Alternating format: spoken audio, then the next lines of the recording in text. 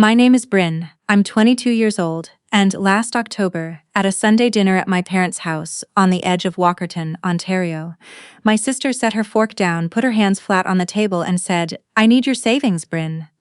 Rylan and I talked it over. It just makes sense right now. My mother passed the sweet potatoes without a word. My father nodded once, slowly, like the matter had already been decided, and said, "You're the practical one, sweetheart. You always land on your feet." I said, "Okay." I stood up.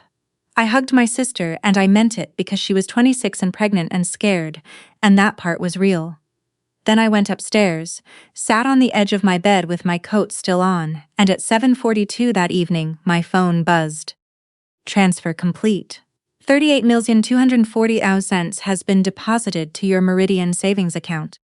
23 minutes later, my sister was at the bottom of the stairs, calling my name so loud the neighbor's dog answered. They think that Sunday was the night things fell apart for me. It wasn't. It was the night things finally stopped being broken without anyone noticing. Let me go back 4 years. I grew up in a brick semi-detached house on Morrison Crescent in Walkerton. My father works dispatch for a transport company. My mother runs the front desk at a physiotherapy clinic 3 days a week and picks up evening shifts at the Legion Hall on the other 2. Annika is 4 years older than me. She started at Georgian College twice, culinary arts the first time, event management the second, and both times my parents said she just hadn't found her fit yet. When Annika was having a difficult month, the whole house rearranged itself around her. Meals happened when she was ready. Plans shifted when she wasn't feeling up to it. It was weather. You didn't argue with weather. I got a different word. The practical one. I've been hearing it since I was 9, at my grandfather's visitation at the funeral home on Durham Street. I didn't cry. Not because I was composed, but because I was 9, and I hadn't yet understood what a visitation actually was. My mother told 3 people that afternoon that I was steady, that I was practical, that she didn't need to worry about me. She has been collecting on that ever since. The way it worked in our house. Annika needs help. You're fine. Annika's going through something. You've always handled things. It sounds like a compliment. It keeps sounding like one right up, until the moment you notice it's only ever said in the 2 seconds before someone asks you for something. There's one I think about specifically. In my last year of high school, I needed $75 for an AP exam registration fee. I asked at dinner, and my mother said money was tight that month. I worked a double shift the following Saturday, and paid it myself. 2 weeks later, my father put $340 on Annika's visa because she'd had a rough few months and needed a weekend in Toronto with her friends. Nobody mentioned money being tight. I'm not telling you that because it was the worst thing. I'm telling you because it was a Tuesday. There were roughly 400 Tuesdays like it, and not one of them was dramatic enough to name. That's how it works. Nobody does one big thing to you. They do 400 small things and then act confused when you've started keeping count. In the spring I turned 16, I got hired at Clearwater Garden Centre on the highway east of town. In Ontario, a minor needs a work permit, and a work permit needs a parent's signature. My mother drove me to the municipal office on a Saturday morning to get it sorted, and then we went straight to the RBC branch on the main street. Because I needed somewhere to put the money, and a 16-year-old can't open an account alone. She had to be on it with me. So she signed the work permit, then she signed the signature card. Same morning, same pen, same 40 minutes of her Saturday. The account came out as a joint savings, number ending in 4418, Bryn A. Ferris, Colleen M. Ferris. Both names printed across the top of every statement, and every statement came by mail to the house where my mother brought in the mail. I thought about that account number often over the next 4 years. My mother didn't think about it once. Or she did, but in a way I wasn't accounting for. That same week, she used the phrase "family looks after family" 3 separate times. I noticed because I'd started noticing that she only ever said it in the moment before she needed something from someone. Clearwater is 12 minutes from our house. The owner, Doug Hadley, hired me because I walked in with a typed letter of introduction when every other applicant had sent him a text. "You show up, kid," he said. "That's 90% of it." He was right. It was bags of soil, trays of annuals, running the irrigation hose between the rows, learning which perennials sold in May and which ones sat untouched until August. I wore rubber-soled boots and came home with dirt in my collar every night, and I loved it. I still do. My first paycheck was May 3rd of that year. Net pay, $97.60. I put it in the account and I kept the stub. I kept all of them, not because I was building a case. I kept them because I liked watching the stack get thicker. A shoebox on the top shelf of my closet. Elastic bands by year. By the time I was 19 and had added a weekend shift at Loblaws in the fall and winter, the elastic bands wouldn't close without a fight. People ask how a person saves that much working part-time through high school. It isn't complicated. I packed a lunch every single day for 3 years. I bought winter clothes at the outlet mall in September, and not again until the following September. I didn't have a car payment because I drove a 2009 Civic I'd paid for myself, even though the title sat in my mother's name. I said yes to every shift they offered. Yes to Thanksgiving weekend when everyone else called in sick. Yes to February. By the spring I turned 20, I had put away just under $38,000. That's the whole trick. Work every shift. Spend almost nothing. Be 20. Nobody at home asked if I was tired. My mother did ask once, on a Friday when I'd been on shift since 7 that morning, whether I could pick Annika up from a friend's place in Owen Sound. I said yes. I always said yes. That was always the answer I gave, until the day it wasn't. In November of the year I turned 21, my great-aunt Dorothea, my mother's aunt, the one who had taught elementary school for 32 years in the Orangeville area, and retired to a house on a gravel road with a wood stove and a garden the size of a parking lot, called me over on a Sunday afternoon. She made tea in a proper pot and sat me down at her kitchen table, the one with the lace cloth she never takes off, and slid an envelope across toward me. Inside was a certified check. $15,000. "Put it somewhere you control," she said, "not somewhere your mother has to think about." I was 21. When Dorothea said somewhere you control, I thought she meant don't blow it. Not a joint account was not a phrase she used, and at 21 with $15,000 suddenly in your hands, you don't parse the semantics carefully enough. I thanked her and drove home and deposited it into the RBC account because that was where my money lived. I didn't notice until much later that her checkbook was already open on the table when I walked in. She had written out the check before I arrived. I didn't ask myself why she hadn't just handed it to me at the bank herself. That spring, Annika borrowed $120 for groceries and said she'd get me back the following weekend. She still hasn't mentioned it. I'm not saying that to be resentful. I'm saying it so you understand what kind of person I was going into all of this. I wasn't keeping score. I was the one who kept paying because it was easier than watching the weather change inside the house. Annika told us she was pregnant on a Thursday evening in early September. She brought Rylan with her, which she rarely did, and waited until my mother had sat down before she said it. My mother cried the good kind of crying, the kind that means the news is welcome. My father shook Rylan's hand twice and said something about becoming a grandfather that made everyone laugh. I got up and hugged my sister, and I meant it. Whatever is in this story, I want that on the record. I was genuinely glad for her.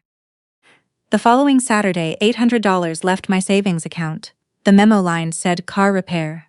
My car hadn't been in a shop in 8 months. I sat on the edge of my bed and opened the RBC app. It goes back 90 days, so that Saturday morning, I drove to the branch on the main street and asked for 4 years of statements. The teller checked the account. "You're both listed on it," he said. "There's a $10 printing fee." I paid in cash. The stack came out of the printer still warm. I sat in the parking lot with the engine off and read the first page. Then the second. Then I stopped and sat there for a while. Long enough that someone parked beside me and left and came back out of the hardware store while I was still sitting in the same position with the pages on my lap. Here is what was in those statements. Beginning in the January of my second year at Clearwater, a recurring transfer had been going out of my savings account every single month. $225. Same date, give or take, a weekend. Always to the account ending in 7703, which is my mother's personal checking account. 31 transfers, 31 months, $6,975. I went through it with a yellow highlighter I found at the bottom of my bag. The marker ran dry at line 24. The last 7 entries are a faint, pale streak. I still have that page. 6,975 is not a mistake. It's a policy. And then I remembered that I had asked about one of the transfers when I was 19. I'd spotted it in the app and mentioned it in the kitchen, and my mother had said, without turning from the stove, "That's your contribution, Bryn. That's what living here looks like." I believed her. For 2.5 years, I believed her. Because when your mother explains something in a calm voice while she's doing something else, you don't ask for the paperwork. That's not stupidity. That's what it means to trust the people who are supposed to be on your side. I didn't tell Doug at Clearwater, even though I drove past the turnoff twice that week thinking about going in. I didn't tell anyone. I pulled up my actual bills, my phone plan, and the car insurance, both in my name, both coming directly out of my personal checking account. I added them up. $134 a month for 17 months, $2,270 paid twice, once as a contribution to the household, once by me in full on my own. The double billing was what decided me. You can be disorganized. You can be careless with numbers. You cannot accidentally charge someone twice for the same service without knowing exactly what the first charge was for. I folded the statements into quarters and put them in the shoebox. I put one note in my phone calendar, October 15, Meridian. The Meridian Credit Union branch was 14 minutes from our house. I went on a Saturday morning. The woman at the member services desk was named Preet, with reading glasses on a beaded chain and a direct, unhurried manner. She opened a savings account in my name. Then she turned the signature form around on the desk and asked me a question I've thought about more than almost any other sentence in this whole story. "Will anyone else be going on this account with you?" "No," I said. "Then it's yours." And she explained the paperwork to me in a way that nobody at RBC had ever done in 4 years. She said on a joint account, both holders own the entire balance. Not half each, all of it. Either name can come in on any given day and withdraw every dollar, and the bank is required to hand it over, because that is what both signatures on the card have always meant. It is what it has always meant, from the day the account was opened. A lot of parents don't fully explain that to their teenagers when they set those accounts up, she said, and some of them understand it just fine. She wasn't looking at me for the second part. She was squaring the forms. There was one signature line on the Meridian form. 1. I've thought about that blank white space below it, where a second name would go, more times than I can count. I told her the amount I wanted to transfer. She did something careful with her expression. "That's above the app limit," she said. "I'll process it from my desk. There's a 10-business-day hold on funds coming in from a newly linked external account. Earliest release date would be October 14th. Does that work?" That works perfectly. And I want to be clear about what I was thinking on October 14th, because people have assumed the timing was deliberate in a way it wasn't. I picked the earliest available date because I needed the money in my own account before I started paying deposits for January enrollment at the University of Guelph. That was the reason, the whole reason. Nothing to do with what I'd overheard my mother saying on the phone the week before, which was, "She won't make a fuss about it. She never does." I was standing at the top of the stairs when I heard that. I went back to my room. I finished a chapter of readings. There was nothing else to do with it yet.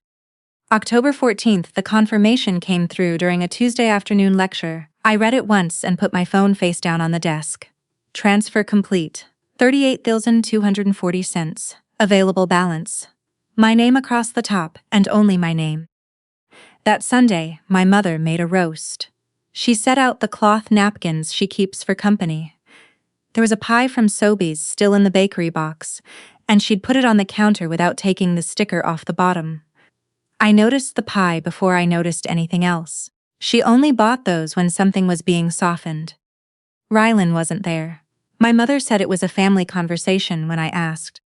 We ate. My father talked about a routing change at work. My mother asked about my course load.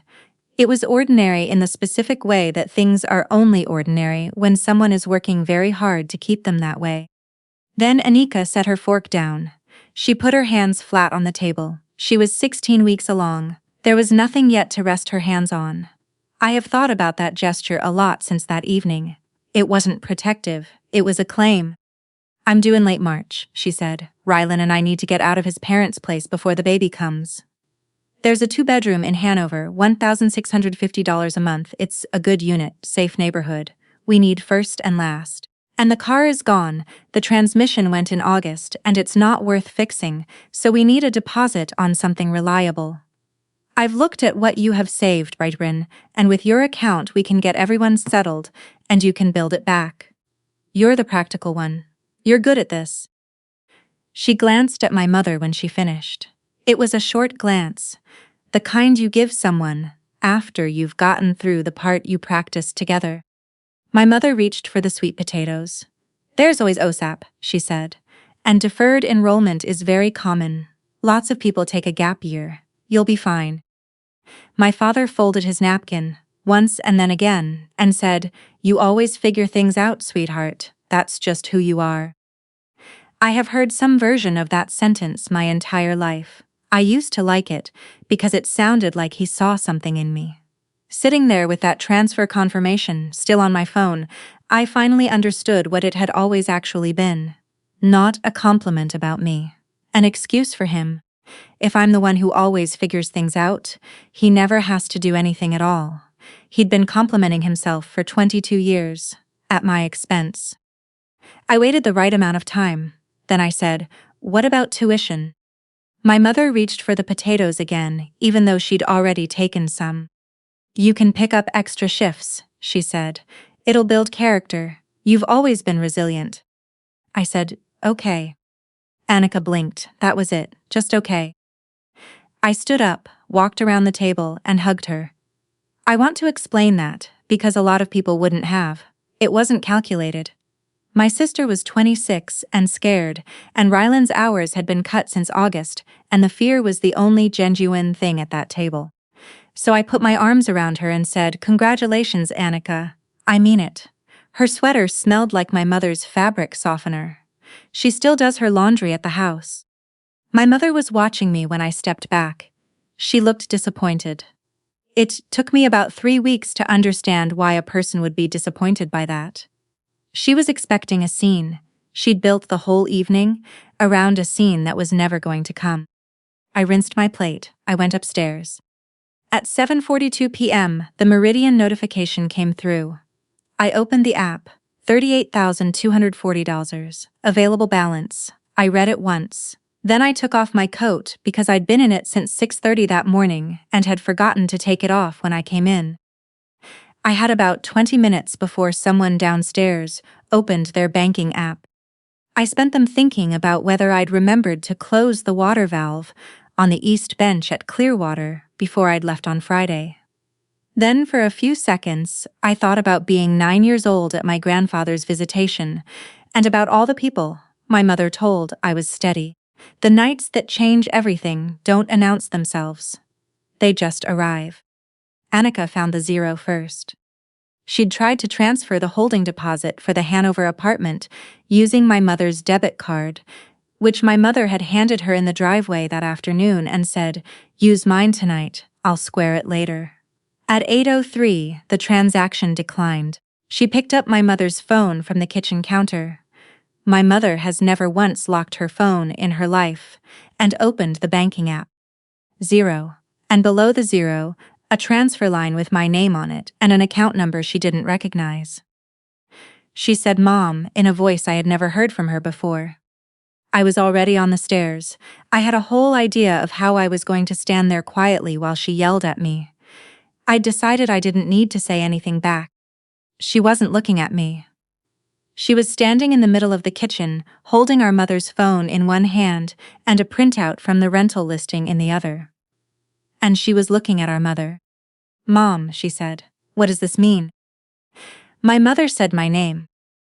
Annika turned the phone screen around. "You said it was there." My mother didn't answer that. She has never answered that. What she did was turn to me. "What have you done, Bryn?" "I moved my money," I said. And my sister, who 40 minutes earlier had told me across a roast dinner that she was taking it, looked at our mother and said in a completely different voice, "Her money?" In our house, nobody shouts. I want you to understand what those 3 hours actually sounded like, because if you're picturing raised voices and slamming doors, you have the wrong family. What happened was 3 hours of calm tones, getting quieter and quieter in a kitchen with the overhead light on, and the dinner dishes still sitting in the rack. My mother tried 3 things, in order. First, she tried the law. "My name is on that account," she said. "So is mine," I said. "And mine is listed first." That's the entirety of the legal argument, and it's why there are no lawyers anywhere in this story. On a joint account, either holder can withdraw the full balance. My mother had demonstrated that 31 times over 31 months. I did it once. There was nothing to report. I could see her arriving at that conclusion in real time. So she tried selfish, about 11 variations of it over the next hour, that I was choosing a dormitory over my sister's baby. That family doesn't operate this way, that she had given me the best years of her life. I let most of it pass by. You don't have to answer every untrue thing someone says to you. You pick one and you hold it. "Did anyone in this house ask me?" I said once, quietly. "Did anyone sit down and ask me?" My father went to bed before it was over. He put his glass in the sink, rested his hand briefly on the back of my mother's chair, and went upstairs. That was his contribution to the conversation. It was the only one he made. The next morning I came downstairs before 6:30 with the shoebox under my arm and laid 4 years of pay stubs across the kitchen table in rows. 51 of them, 3 rows, organized by year, the paper gone soft and yellowed at the edges. Annika came downstairs in Ryland's sweatshirt and stopped in the doorway. "Sit down," I said. "I'm not going to say anything, just read them." She sat. She picked up the one nearest her and it happened to be the first one. Clearwater Garden Center, May 3rd. Net pay $97.60. She read it for a long time, much longer than it takes to read those words. Then she put her finger down on the paper, and she didn't point to the amount, she pointed to the date. And I watched her do the subtraction. "You were 16, she said. 16, yeah, for 4 years. She set it down. She didn't pick up a second one. I've thought about that often. She got exactly 1 stub deep before she couldn't go further. Then I put the statements on the table. 31 months, highlighted until the marker ran out, and the phone bill, and the car insurance statement, and the arithmetic I'd done by hand on a piece of graph paper.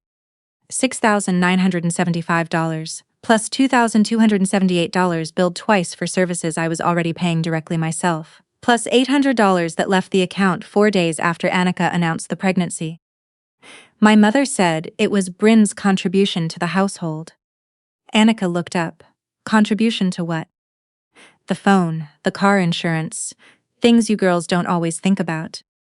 I put both original bills on the table, my name, my account number, my direct payments 17 months in a row. "Mom, did she actually pay her own insurance?" Annika said. That's not the point. It's yes or no. That's not the point, Anika. She said that 3 times in 10 minutes. I counted. I've become a person who counts things, and I didn't choose to become that way, and she is the one who made me. Here is the only part of this story I actually had to decide. Because I could have left the shoebox on the shelf. I could have let Annika keep believing what she'd been told, and gone to Guelph in January without ever saying another word about any of it. It would have been easier for everyone, including me. I opened it anyway, not out of anger, not to hurt anyone. "I'm not trying to hurt you," I told her. I'm just done being the only one who knows. Annika stood up and got her coat from the hook by the door. She got as far as the hallway, then she turned around. Did Aunt Dorothea ever give you money? She asked. Yes, I said. She stood there quietly for a long moment. She never gave me anything, Annika said. Dorothea's house is 22 minutes west on a 2-lane road with a gravel lane and a mailbox at the end of it. We drove out that same afternoon. Dorothea met us at the door and put the kettle on without asking. Annika said, "This is going to sound strange. Did you ever give me any money?" Dorothea set 2 mugs on the table and looked at my sister. "Sweetheart," she said, "I gave you both $15,000, the same afternoon. I wrote both checks right here at this table, before either of you came through the door." Annika didn't move. "I gave both envelopes to your mother to pass along," Dorothea said. "She told me you were between apartments and didn't have a stable account just then. She said she'd get yours to you once you were settled." Annika looked at the lace tablecloth. "That's not my name on any deposit," she said, mostly to herself. Dorothea called her bank the next morning and requested a copy of the cleared check. It came in 2 days. On the back, in blue ballpoint pen slanting right, was an endorsement in my mother's handwriting, signed into the account ending in 7703. "That's not my name," Annika said again. "Nobody forged anything. My mother signed her own name to the back of something that didn't belong to her. And the bank accepted it, because banks accept these things, and no one in the family ever asked, because we are not a family that asks things directly. And every adult in that circle let it go by, because that is how things go by in families like ours." We sat at Dorothea's table and worked out roughly where Annika's $15,000 had gone. The fence that went up in the backyard the previous spring, $4,200. A week in Myrtle Beach in March presented to all of us as a gift from our parents, which had cost about $4,800 with flights included. The remainder into a furnace repair, groceries, a new set of tires, and a Christmas. "They put a new fence in the backyard with it," Annika said finally. "The May-long weekend, Dorothea holds a barbecue. She has for as long as anyone can remember. It is always too cold and nobody says so. Lawn chairs and jackets, paper plates going soft in the wind off the field behind her house, a vinyl tablecloth with a fruit print held down at the corners with metal clips. My mother came early and brought a rhubarb crumble. She didn't know. I want to be clear about that, because I think some people would have wanted to watch her walk in, and I didn't. She came up the gravel lane carrying the dish in both hands, and Dorothea met her at the gate and said, "You look tired, Colleen. Sit down and let me fix you a plate." And my mother said thank you and sat. About an hour in, after the food, after the conversation had spread the way it does at those things. Someone's cousin arguing about walleye season, a child knocking over an orange soda, everyone moving their feet at the same time. Dorothea tapped a spoon against her plastic cup. It made a dull sound, not a ring, the way plastic does, and that was exactly why everyone turned. She wasn't standing. She was sitting in her lawn chair with a cardigan on her shoulders, and she was looking at my sister down at the other end of the table. "Sweetheart," she said, "what did you use your half for?" You could hear the wind moving through the spruce trees at the back of the yard. Annika set her plate down carefully. "I never got a half, Dorothea." My mother's brother, my father's oldest friend, sitting beside him at the table, leaned forward and said, "Is that what happened, Colleen?" My mother didn't answer. She reached for her glass. Then Dorothea said the part that couldn't be smoothed over. "Why did you tell Annika I forgot about her?" My mother set her glass down and the lemonade sloshed over the rim onto the tablecloth. She had no answer. She has still never produced one. Because the explanation that works for the money, it went into the household, everyone benefited, bills got paid, stops working the instant you add the lie. The money can be excused, the lie cannot. She had to give Annika some reason why there was no check, and what she chose to say was that Dorothea had simply not thought of her. For 2 years, Annika believed her great-aunt had forgotten she existed. For 2 years, I thought my sister had turned cold because she resented money I'd received and she hadn't. We had been set against each other using one sentence, and it had worked for 2 full years. My father stood up. He picked up his jacket from the back of his chair. He said, "Thank you for the food, Aunt Dorothea," in a voice that was working hard to sound ordinary. Then he walked down the gravel lane, got in the car, started the engine, and sat there. He sat there for 6 minutes. Then my mother came out and he drove her home. He waited for her. Out of everything that happened across those weeks, that is the moment that comes back to me at night. My father, who knew about the 225s a month for 31 months, who had told me I always land on my feet, sitting in a running car in Dorothea's laneway with his hands on the wheel, waiting. I said my part at the table, and it was not a speech. I've worked since I was 16, I have every pay stub. There are 31 transfers from my savings account that I never agreed to. And then I said the last part not to the table but to my mother. I didn't take anything from anyone. I just stopped, leaving what was mine somewhere they could reach it. My hands were in my coat pockets the whole time. Everything that could prove anything was in a shoebox, 15 minutes east of here. I had not brought a single piece of paper. The moment you start passing documents around a picnic table, you become someone making a case. I wasn't making a case. I was answering a question Dorothea had asked my sister.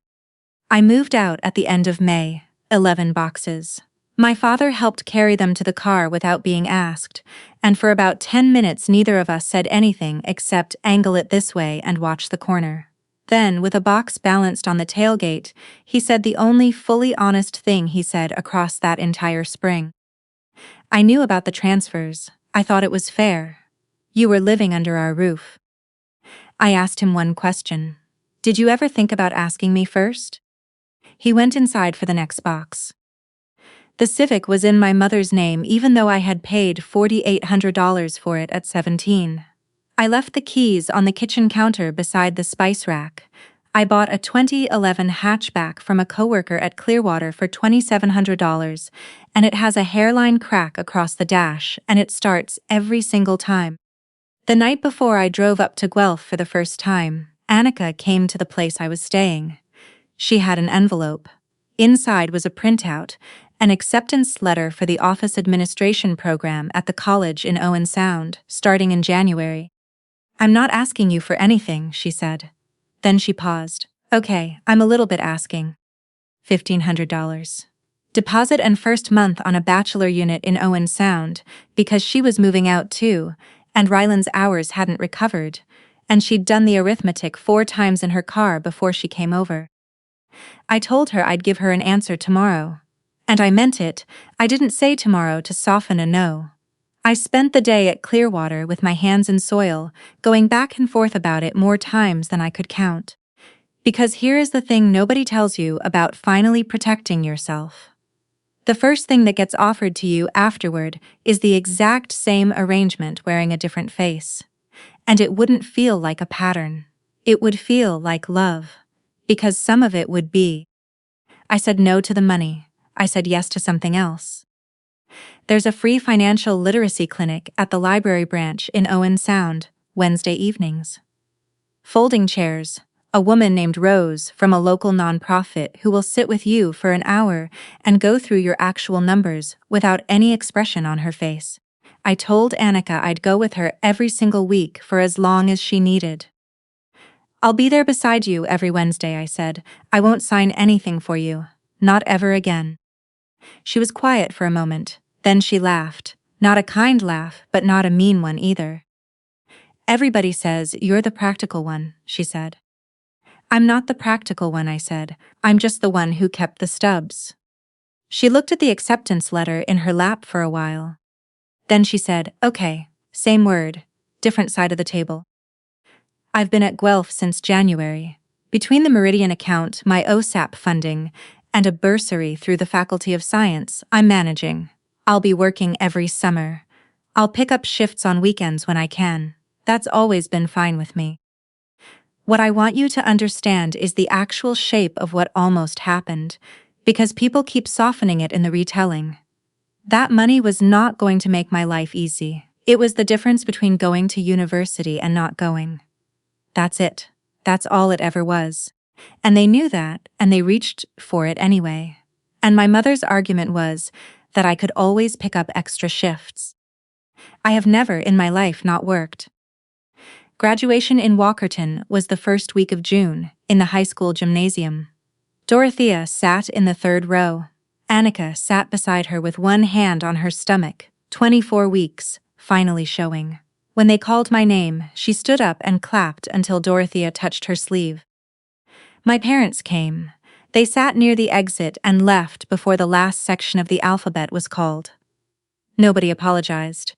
I'm telling you that plainly because I've seen stories like this end with people crying in parking lots, and that is not what happened here. There was no apology. There will not be one. My mother does not believe she did anything wrong, and my father believes he did nothing, which is a different thing and somehow not better. In the parking lot after the ceremony, Annika hugged me for a long time without saying anything. "Same Wednesday," she said finally. "Same Wednesday," I said. "We aren't close yet. I want to be careful with that word. What we are is two people who are finally meeting each other honestly, at 26 and 22, in folding chairs at a library on Wednesday nights. It's a strange place to start. It's a real one. I keep one thing in my wallet tucked behind my student card. It's a pay stub from Clearwater Garden Center, May 3rd. Net pay, $97.60. The paper has gone soft and the ink has faded to a pale gray. I keep it because it is the first proof that everything I have, I built from a single Saturday shift and 4 years of saying yes when I could have said no. And because it is the only evidence I will ever need that nobody in that house ever gave me a thing.